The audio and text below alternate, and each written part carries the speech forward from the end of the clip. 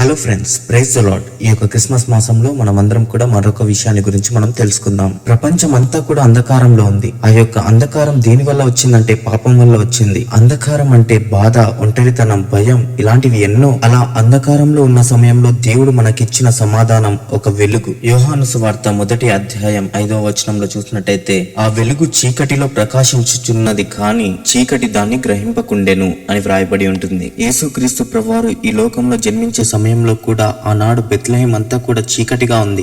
ఆ రాత్రి సమయంలో యేసుక్రీస్తు ప్రభువారు ఈ లోకానికి వెలుగుగా ఈ భూమిపైకి దిగివచ్చారు. ఆయన పాపరహితమైన శిశువే కాదు, ఆయన దేవుని యొక్క వెలుగుగా ఉన్నాడు. మన చీకటి బ్రతుకులను పారద్రోలడానికి వెలుగుగా ఈ లోకంలోనికి ఆయన వచ్చాడు. మానవులంతా పాపంతో బాధలతో దారి తప్పి జీవిస్తున్నప్పుడు దేవుడు ఒక మార్గాన్ని ఇచ్చాడు. ఆయనే యేసుక్రీస్తు ప్రభువారు. యోహాను సువార్త 8వ అధ్యాయం 12వ వచనం చూసినట్టయితే, మరలా యేసు, నేను లోకమునకు వెలుగును, నన్ను వెంబడించిన వాడు చీకటిలో నడువక జీవపు వెలుగు కలిగి ఉండునని వారితో చెప్పెను. ఎవరైతే యేసుక్రీస్తు ప్రభువారి దగ్గరికి వస్తారో వారు అంధకారంలో నడువరు. మన జీవితంలో ఎంత అంధకారం ఉన్నా, భయం, నిరాశ ఉన్నా, ఒంటరితనం ఉన్నా, పాపం ఉన్నా, యేసు ఒక వెలుగు. ఆయన చీకటిని జయించగలడు. ఎందుకంటే చీకటి ఎంత బలంగా ఉన్నా వెలుగు ముందు నిలవబడలేదు. యేసుక్రీస్తు ప్రభువారు వెలుగుగా ఉంటున్నారు. ఎప్పుడైతే యేసుక్రీస్తు ప్రభువారి వెలుగును మన హృదయాల్లోనికి ఆహ్వానిస్తామో చీకటి వెళ్ళిపోతుంది.